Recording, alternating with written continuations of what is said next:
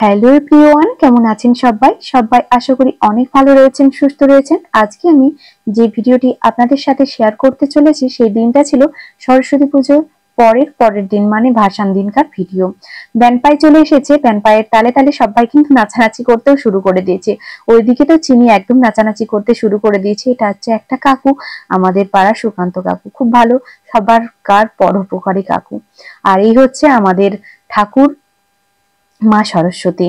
আর ছোট্ট সরস্বতীকে আমাদের পুজো করা হয়েছিল, আর ওটা তো নর্তকী মানে বাউল একটা থিম করা হয়েছিল, বাউল বেশের বাউল বেশের সরস্বতী। তো এই যে আমার মা হচ্ছে ঠাকুরকে এখন কনকাঞ্জলি দেবে, বরণ করবে, সমস্ত কিছু নিয়ম যেগুলো পালন করা হয় ভাসানের আগে, তো সেগুলো আমার মাই করছে আর কি। তো তারপর এখন এই ছোট্ট সরস্বতীকে নিয়ে গিয়ে বাইরে বের করে দেওয়া হবে, তারপর এখানে কনকাঞ্জলি দেওয়া হবে, ঠাকুরকে বরণ করা হবে, মিষ্টিমুখ করানো হবে। মানে বাপের বাড়ি যাওয়ার সময় মেয়েদেরকে যে সমস্ত নিয়মগুলো করা হয় সেগুলোই করছে আমার মা। ওইদিকে সমস্ত কিছু আয়োজন করছে, আর এইদিকে চলছে আমাদের খিচুড়ি রান্না।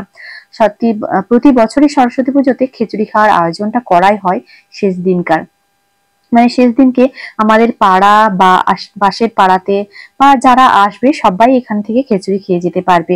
তো এটা হচ্ছে প্রথম করা, তারপর বাকি আরো 2-1 কড়া খিচুড়ি হবে। তো কয়েক কড়া খিচুড়ি হবে সেটা আমি জানি না, প্রথমে 1 কড়া হচ্ছিল, সেটা একটু আপনাদের সাথে শেয়ার করলাম। আর শুভ ভাইয়ের খুব ইচ্ছে ছিল যে ব্যানপাইয়ের সাথে ঠাকুরকে বিসর্জন দিতে যাবে, নাচানাচি করবে, সেই ইচ্ছেটাই এখন চলছে। ব্যানপাই চলে এসেছে, ভাসান শুরু হয়ে গেছে। আর এইখানে ছোট্ট সরস্বতীর সাথেই কনকাঞ্জলি দেওয়া হচ্ছে, কারণ যেহেতু এই ঠাকুরটাতেই পুজো করা হয়েছিল আর ওটা তো ছিল একটা থিম, যার কারণে ছোট্ট সরস্বতীকেই এখানে কনকাঞ্জলি দিচ্ছিল মা। তো সবটাই আমি এখন আপনাদের সাথে শেয়ার করব। আশা করি আপনারা আমার পাশে থাকবেন, পুরো ভিডিওটা দেখবেন, আশা করি আপনাদের ভালো লাগবে। আর এখানে চলছে মানে আমাদের যে ঠাকুর ঘরটা ছিল সেখান থেকে বেরিয়ে বাইরে নিয়ে আসা হয়েছে।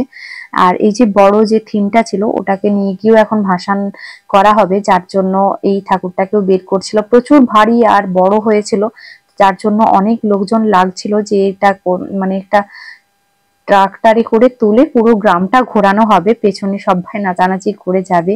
এটা গ্রামের দিকে হয়েই থাকে, জানি না শহরের দিকে হয় কিনা। আর ছোটর থেকে এটা আমাদের এখানে করে থাকে। আর চিনি এখন ট্রাক্টরের মধ্যে উঠে গেছে, নাচানাচি করতেও শুরু করে দিয়েছে। জানেন তো কিছুদিন আগেই চিনির খুব ঠান্ডা লেগেছিল, একটু ভালো হয়েছে, তারই মধ্যে চলে এসেছে নাচানাচি করতে। বাড়িতে থাকবে না, সবাই বাইরে রয়েছে, তাহলে ও তো বাইরে থাকবে। আর এখানে খিচুড়ি 1 কড়া প্রায় হয়ে এসেছে, আর তারপরে আরো 2-1 কড়া হবে। পোস্তু হয়ে গেছে বিকেলের দিকে, পোস্তু, চাটনি, পায়েস আর কি হচ্ছে মিষ্টি, এগুলো সমস্ত কিছু রেডি করে নিয়েছে। লাস্টে এখন খিচুড়িটা করা হয়েছে, অনেকেই নিমন্ত্রিত রয়েছে। আর এখন এই দেখুন আমরা এখন বেরিয়ে পড়েছি নাচানাচি করতে করতে পুরো গ্রাম ঘোরার জন্য। ভেবেছিলাম আসবো না, তো তারপর ভাবলাম যে না, চলেই যাই, কারণ এই দিনটা তো আর সব সময় ফিরে আসবে না, পরের বছর আবার কোন পর্যায়ে কোন পরিস্থিতির মধ্যে থাকবো, তো সব সময় যেতে পারবো না, যার কারণে নিজের বাড়ির পুজো, নিজের পাড়ার সবাই যাচ্ছি, তো ওই জন্য চিনিকে নিয়ে আমিও বেরিয়ে পড়লাম একটু নাচানাচি করতে। আর এখন মানে ছোট্ট তো আর নেই, অনেকটাই বড় হয়েছি, যার কারণে একদমই পুরো সবার মতো নাচতে পারছি না, তাও চিনিকে নিয়ে টুকটাক নাচানাচি তো করতে করতেই যাচ্ছিলাম। আর ভিডিও ক্লিপটা নিয়েছে আমার বোন। বোন দীঘা থেকে ফিরে আসার পরে ভীষণই পায়ের অসুস্থ হয়ে গিয়েছিল, মানে আমাদের সময়টা এখন ভীষণই খারাপ যাচ্ছে, বাবা না হয় বোন, না হয় চিনি, না হয় আমি কোনোভাবেই অসুস্থ হয়ে যাচ্ছি। তো বোনের হাঁটুতে ভীষণই ব্যথা এবং হাঁটুতে জল জমে গিয়েছিল, যার কারণে ও হাঁটতেই পারছিল না। তো ওই জন্য আমাদের যে টোটোটা ছিল, টোটোটার মধ্যেই বোন বসেছিল আর একটু ভিডিও ক্লিপটা নিচ্ছিল, আর ব্যানপাইয়ের সাথে সাথেই আমরা নাচানাচি করে একটু যাচ্ছিলাম। সবে আমাদের গ্রাম মানে একদম মাঝের পথে এসেছি, আমাদের বাড়ি থেকে একটু সামান্য মতো এসেছি, অনেকটা দূর। পুরো আমাদের গ্রামটা অনেকটাই বড়, পুরো গ্রামটাই ঘোরানো হবে আর কি। আর ওই দেখুন শুভ ভাই, তিথি, মিলি সবাই মিলে অনেক নাচানাচি করছে।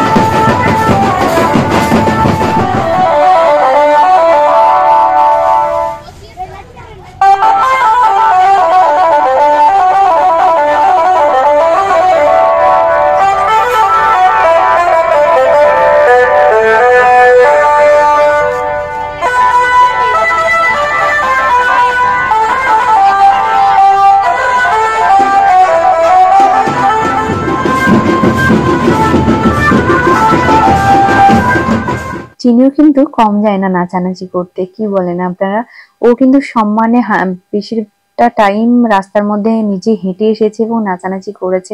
এই দেখুন সবাই নাচানাচি করছে, আমাদেরও খুব নাচানাচি করতে ইচ্ছে করছিল, কিন্তু কি জানেন তো এখন আর একদমই না, হাত পা নড়তে চায় না, একদমই নাচতে ইচ্ছে করে না। তারপর সমস্ত দিক থেকে যেন একদম ভালো লাগে না কিছুই। এক তো নিজের শরীর অসুস্থ, বাড়িতে সবাই অসুস্থ, সব মিলিয়ে আর কিছুই ভালো লাগে না। তারপর কেমন যেন একটা লজ্জা লজ্জা লাগে। তো যাই হোক, এই ওরাই নাচ করছিল, ওদের মধ্য দিয়েই এনজয় করেছি সবাই। চিনিও খুব এনজয় করেছে, বড় হলে ভিডিওটা যখন দেখবে খুব মজা নেবে। আর এমনিতেও ছোটবেলাকার ভিডিও যেগুলা ক্লিপ নিয়ে রেখেছি সেগুলা দেখলেও বেশ মজা নেয়। এই 2.5 বছরে ও খুব ভালো এবছর সরস্বতী পুজোটাকে এনজয় করেছে। অনেকটা রাস্তা হাঁটাহাঁটি করেছে, নাচানাচি করেছে, পাশের যারা দেখছিল বেরিয়ে আমাদের ভাসানের নাচ এবং ঠাকুর। তো চিনিকে আগে সবাই লক্ষ্য করছে যে ও এতটা নাচানাচি করছে, সবাই বলছে ও কি সারা রাস্তাটা এইভাবে নেচে নেচে এসছে। একদমই না, ওকে আমি ছাড়িনি। ও চেয়েছিল হেঁটে হেঁটে আসতে, নাচানাচি করতে, কিন্তু ওকে কোলে নিয়ে এসেছি কিছুটা টাইম যেখানে লাইট বেশি রয়েছে সেই জায়গাগুলোতে একটু একটু নামিয়েছি। আর এখন ওকে ওই যে ট্রাক্টরের মধ্যে চাপিয়ে দিয়েছি, ও আলা হয়ে যাচ্ছিল ঘুরতে ঘুরতে, আর আমি ওকে কোলে নিয়ে হাঁটতে বেশ একটু আলা বোধ করছিলাম, যার জন্য এখন ওকে ট্রাক্টরের মধ্যে চাপিয়ে দিয়েছি। আর এই যে ওষের পরেই তারপর ও ঠান্ডা লেগে গিয়েছিল, ভীষণই ঠান্ডা লেগে গিয়েছিল সরস্বতী পুজোর পর থেকেই।